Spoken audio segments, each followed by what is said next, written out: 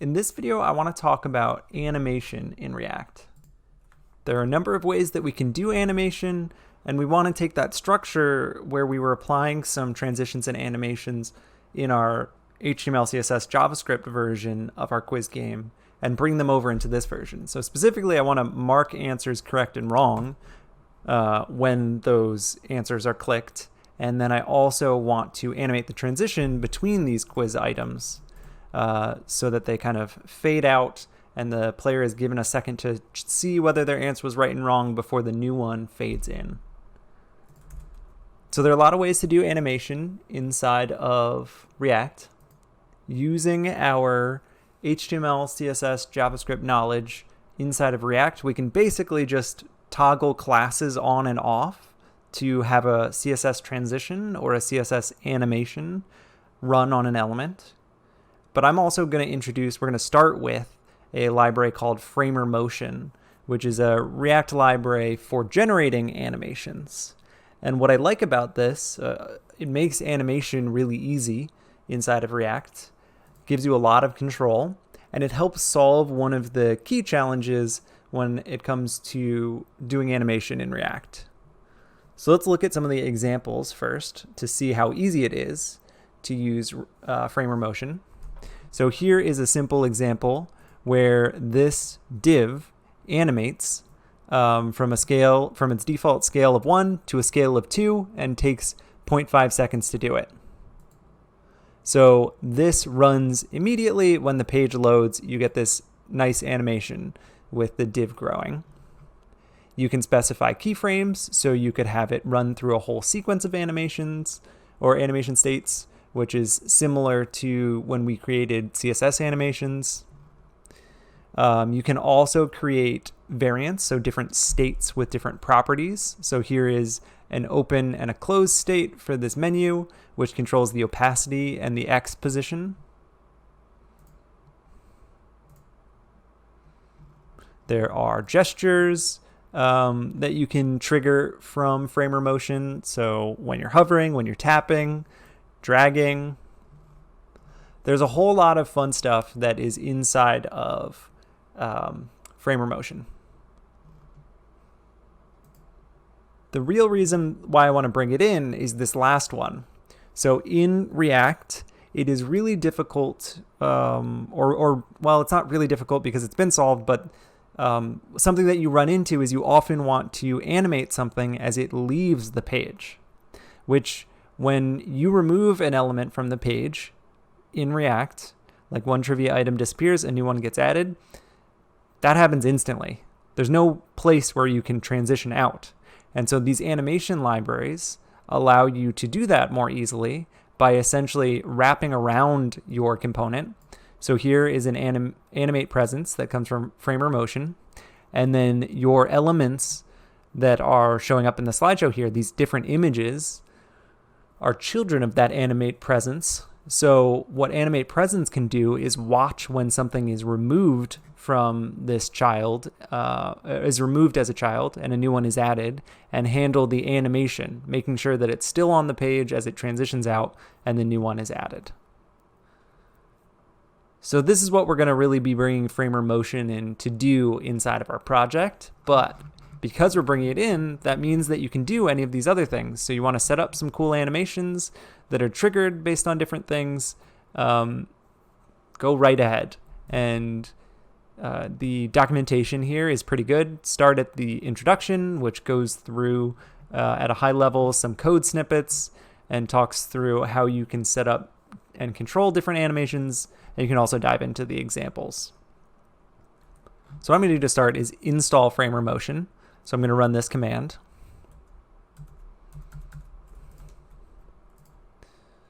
Let's kill this, npm I Framer Motion. I'm going to pause it while it installs. Okay, so that finished installing, so I can start up my server again, npm run start, close this down, and I want to go into the quiz page.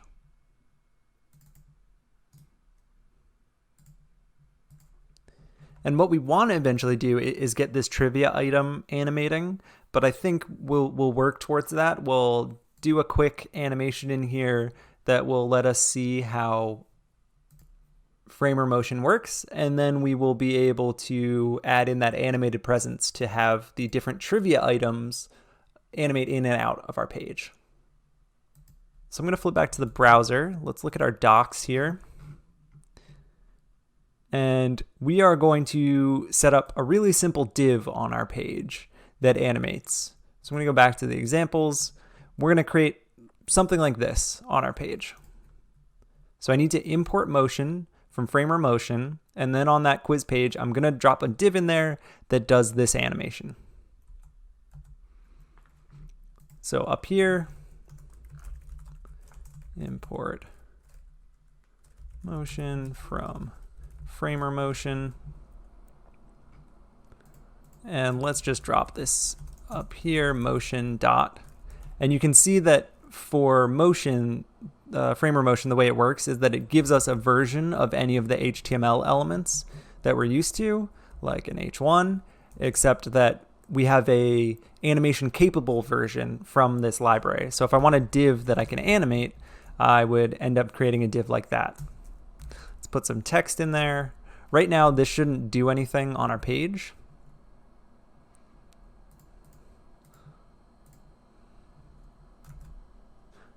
But we can see that text showing up. Now we can add in those extra properties here that controlled the animation. So if we look back at our library,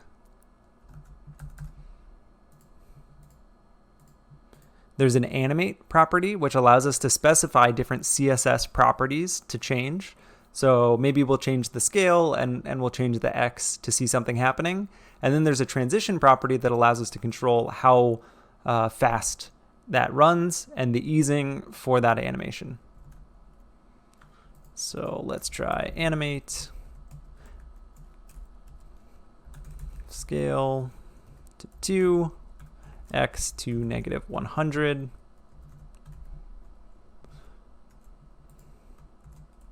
So as I run the page, as soon as that component mounts, it runs that animation. So we can see that div.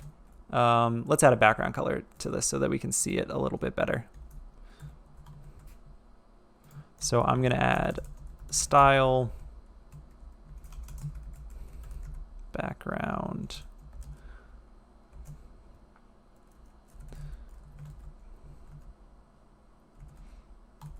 so as soon as it runs, we can see that div scales up a bit and it shifts over in the X position. So we can also specify that transition where we can say like how long this should take, the duration. Let's have it take 2 seconds to run.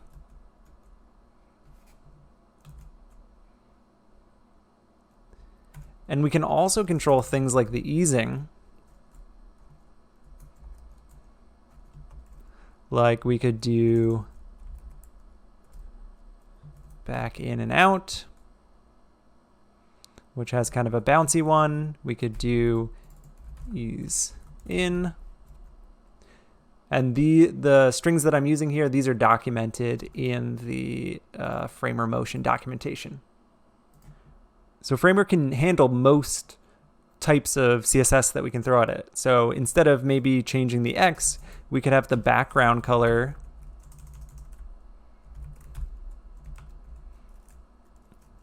go to black and the color go to white.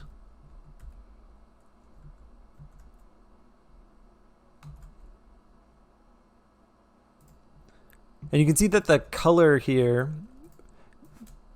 even though I asked it to animate to white, this animate, if you didn't specify what the starting state should be, is not going to end up animating to white. It's going to set it to white.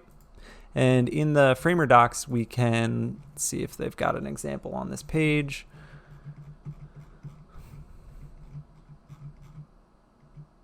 Here we go. So if on a motion element you specify initial, that allows you to say what the starting state should be for that element, and motion will take care of applying it.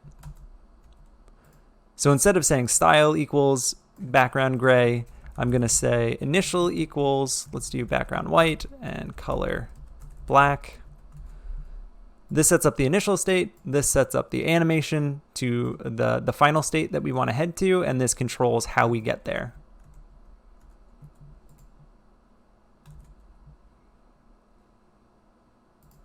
And we can see that my color isn't quite working here for setting up this animation.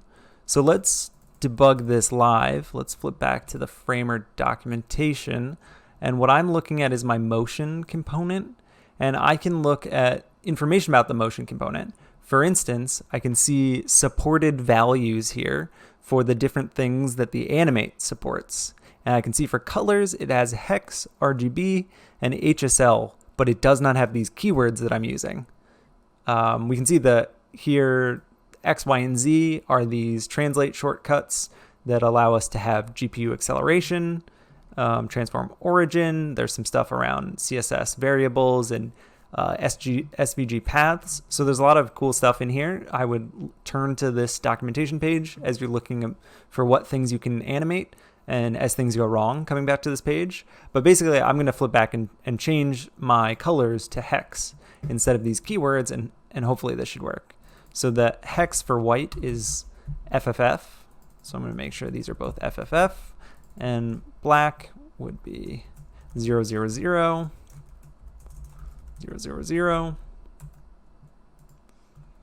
And there we go. Now the colors are switching. Let's now focus on bringing in that animate presence component that allows us to animate when things enter and leave the page. So if I scroll down, looking at the examples, the exit animations, we bring in animate presence. Inside of that, we put our elements that we want to animate when they appear and exit. So it's useful to look at the animate presence documentation on the sidebar here. This describes what animate presence does. So it essentially watches for those elements to show up and be unmounted when they're removed from the page. And what it does is defer that unmounting. So it puts it back on the page until the animation has finished. And one of the things that's really important is that all of those elements under that animate presence need to have a unique key. That is the thing that animate presence is looking for to register when, one of these divs disappears and another one shows up. So in this case, this is a really simple example where we have a div that's acting as a modal box that pops up on the screen when this is visible is true. But here's a more complex example where there's a slideshow of images, and the image needs to have a unique key so that animate presence is able to tell when, a new image is loaded versus when an existing image has just been updated. So here the key is the image source. In our case, the key might be the question text or the index of the question. So let's go back and start adding this in. I'm going to get rid of this motion div. And up here, I need to import animate presence.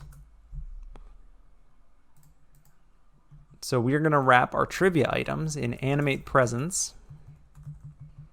Put our trivia item in here. And somewhere as a child of animate presence, we need one of those motion elements. So here, what I'm going to do is create a motion div that will be a wrapper around our trivia item. And this will be the thing that we apply that unique key to. And this will be the thing that we use to apply the animation to our trivia item to fade it in and out. So we can leave that code out of trivia item. Trivia item doesn't have to care about that fade in, fade out animation. That'll be handled right here with these two. So I want to add a property to animate presence, exit before enter, and set this to be true. And if we look back at our docs for Framer Motion under animate presence, I'm going to look down at the props here. We can see we can specify whether or not the initial state that we specify, like here, the opacity 0 for this modal, whether that gets applied with a true false. And we can also control exit before enter, which means that when we have an element that shows up as a child of this animate presence, then it gets removed and a new one gets added. This ensures that the previous one is removed before the new one is added. So when we set it to true, basically there's only going to be one trivia item ever visible.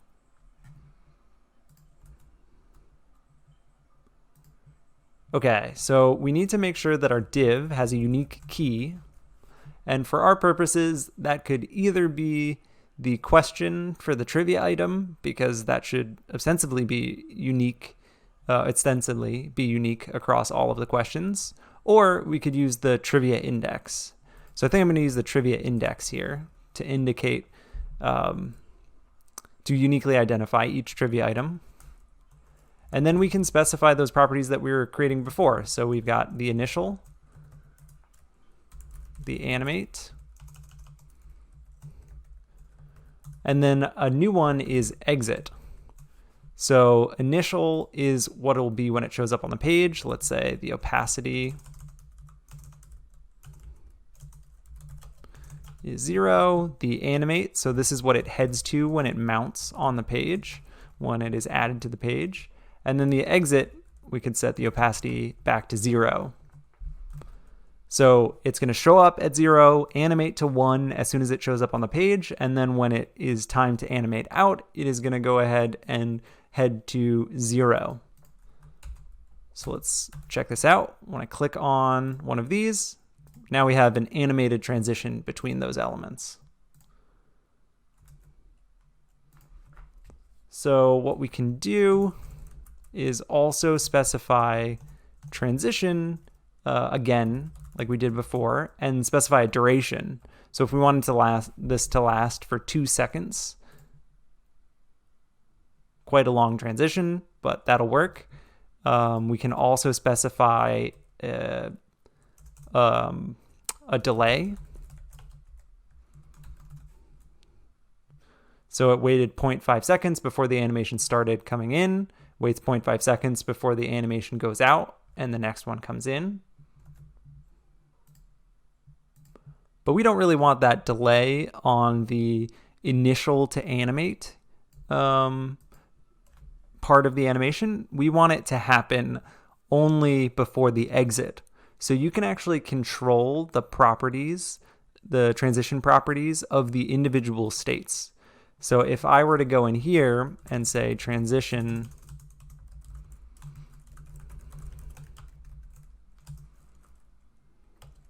delay 0.5, instead of putting it here, these two transitions going from initial to animate and from animate to exit are going to take 2 seconds. They're going to grab whatever's the value that's specified in here.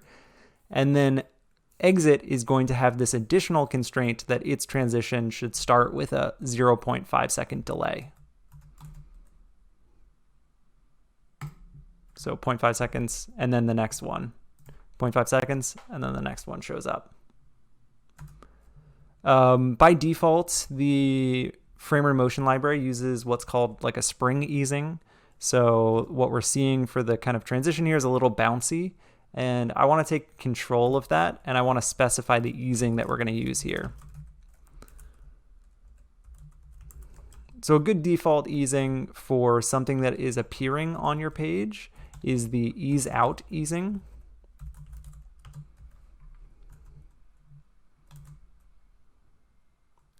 And then a good one for something that is leaving your page is the ease in easing.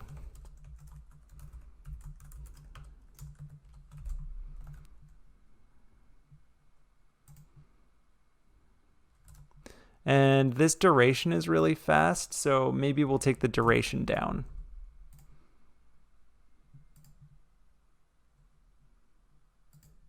We can add a little bit of motion to this too, like we could have them slide off when they're leaving and slide in when they're appearing. And all that is just adding a few more properties that we animate here. So we saw X before, so I could say maybe we start it at 100 pixels over, we go to 0, and then we go to -100 when we are exiting.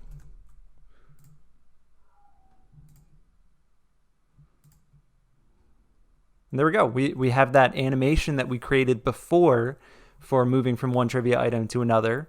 We did that in with the web animation API in JavaScript last time. And now what we're doing is using a library here, Framer Motion, to be able to create that animated transition. There's a whole lot more that Framer Motion can do. So if you're bringing it into your final project, or you're thinking about animation in your final project, I highly recommend you spend some time looking through the documentation page here.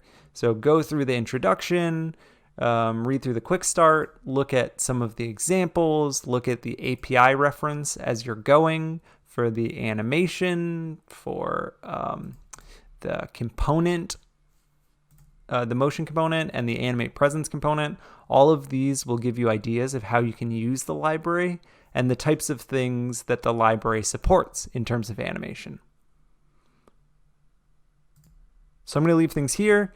You now have a new way to trigger animations in your React projects. So you don't just have to rely on CSS transitions and CSS animations. You can now compose your animations using Framer.